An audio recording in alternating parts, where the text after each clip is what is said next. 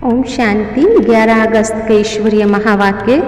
इस रूहानी पढ़ाई को धारण करने के लिए बुद्धि पवित्र सोने का बर्तन चाहिए। रूहानी पढ़ाई क्या होती है? एक होती है जिस्मानी पढ़ाई, आप डॉक्टर बने, इंजीनियर बने, आप जज बने, कुछ भी बन सकते हैं पढ़ाई पढ़ करके। दूसरी होती है रूहानी पढ़ाई। रूहानी पढ़ाई मतलब जो इस शरीर को चलाने वाली शक्ति आत्मा है उसको रूह कहते हैं, और उसके अंदर 7 गुण हैं, बहुत सारी शक्तियाँ हैं, वह परमात्मा की संतान है। तो ऐसी पढ़ाई परमात्मा हमें वर्तमान समय पढ़ा रहे हैं, जिस पढ़ाई को धारण करने के लिए हमारी बुद्धि जो है वो पवित्र सोने का बर्तन चाहिए। बुद्धि शुद्ध का मतलब होता है उसमें निंदा, चुगली, तेरी, मेरी और किसी की बुराई ना हो। अगर हम इन चीज़ों का ध्यान रखेंगे तो हमारी बुद्धि सात्विक बन जाएगी, सोने की बन जाएगी, और परमात्मा की प्यार भरी बातें हमारी बुद्धि में धारण होगी। फिर हमारी रूह जो है वो सर्वगुण संपन्न बन जाएगी। इसको कहते हैं रूहानी पढ़ाई, जो स्वयं परमात्मा ही पढ़ाते हैं। दूसरी बात, आज रक्षाबंधन का रहस्य परमात्मा ने हमें बताया। गीत भी आया, भैया मेरे राखी के बंधन को निभाना। अब राखी क्या है, बंधन क्या है, और निभाना किसे कहा जाता है? रक्षाबंधन स्वयं की रक्षा बुराइयों से हमें करनी है, और प्रभु प्यार के बंधन में हमें बंध जाना है।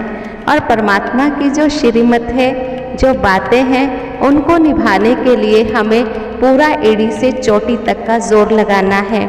रक्षा का मतलब ही है कोई भी बुराई हमारे पर अपना प्रभाव ना डाल सके, हम बुराइयों पर विजयी रहे, उसके लिए हमें तिलक लगाना है। और वो तिलक है 3 बिंदियों का। मैं भी बिंदी, परमात्मा भी बिंदी, जो बातें बीत गई वो भी बिंदी।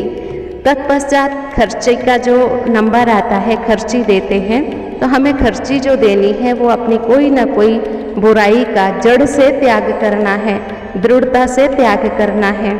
तो जब हम ऐसी राखी बंधवाते हैं तो हमें भविष्य में बहुत ऊंच राजाई का तिलक मिल जाता है। तो पवित्र बनने की राखी हमें बांधनी है। हमारी मनसा में भी शुभ भावना, हमारे शब्दों में भी वरदानी बोल, हमारे कर्मों में भी श्रेष्ठ कर्म की भासना, इसको कहते पवित्रता।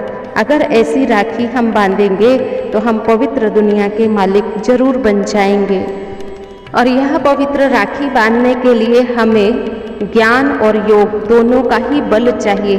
जितना अधिक हम परमात्म ज्ञान सुनते रहेंगे हमारे में बल भरेगा। जितना अधिक हम योग की धारणा करेंगे उतना हमारे में धारणा अच्छे से होगी। तो हमें परमात्मा पर संपूर्ण निश्चय होना चाहिए, हम अपने हर कार्य में फिर विजयी हो जाएंगे। बाकी इस दुनिया में माया रावण जो हमारा बहुत बड़ा दुश्मन है वो तैयार बैठा है। गलती हमारे से बहुत जल्दी हो जाती है और अच्छाई के लिए हमें प्रयास करना पड़ता है। इसका मतलब हम भी रावण के पंजे में फंस जाते हैं, फिर परमात्मा की याद से निकल भी आते हैं। भारत को स्वर्ग बनाने के लिए परमात्मा के साथ हमें पावन बनकर के मददगार बनना चाहिए, और औरों को भी भारत को पावन बनाने में मदद करवानी चाहिए। भारत माता की जय गाई जाती है, तो माताएं बहनें जो आगे बढ़ कर के ज्ञान योग को धारण करती और दूसरों को कराती है, इन्हीं के कारण वंदे मातरम भारत माता की जय गाया गया है। क्योंकि ज्ञान सुनने से बुद्धि को जो गोड्रेज का ताला लगा हुआ था वह खुल गया है। अब शिव बाबा की बातें समझ में आकर धारण करनी सहज हो जाती है।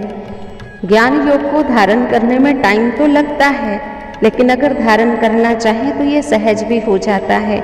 ज्ञान योग के पथ पर चलने से ऐसा नहीं हमारे में बुराइयां नहीं पनपेंगी, बुराइयां आएंगी भी, लेकिन हमें घबराना नहीं है और ज्ञान योग को छोड़ना नहीं है। माया रावण तो हैरान करने का काम करेगी ही, लेकिन भगवान जो सिखा रहा है वो सीखते रहना है। और आज का वरदान है, स्वयं को विश्व कल्याण के निमित्त समझ, व्यर्थ से मुक्त रहने वाले बाप समान भव। जैसे बाप विश्व कल्याणकारी है, ऐसे बच्चे भी विश्व कल्याण के निमित्त हैं। आप निमित्त आत्माओं की वृत्ति से वायुमंडल परिवर्तन होना है। जैसा संकल्प वैसी वृत्ति होती है, इसलिए विश्व कल्याण की जिम्मेवार आत्माएं एक सेकंड भी संकल्प व वृत्ति को व्यर्थ नहीं बना सकती। कैसी भी परिस्थिति हो, व्यक्ति हो, लेकिन स्वयं की भावना, स्व की वृत्ति कल्याण की हो, ग्लानि करने वाले के प्रति भी शुभ भावना हो, तब कहेंगे व्यर्थ से मुक्त बाबा जैसा।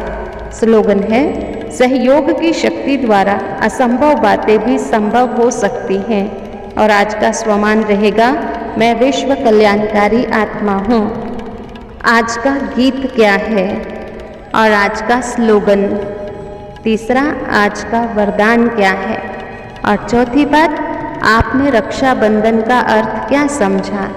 पांचवी बात, ये जो भी पवित्रता और ज्ञान की बातें हैं ये धारण कैसे होंगी। ओम शांति।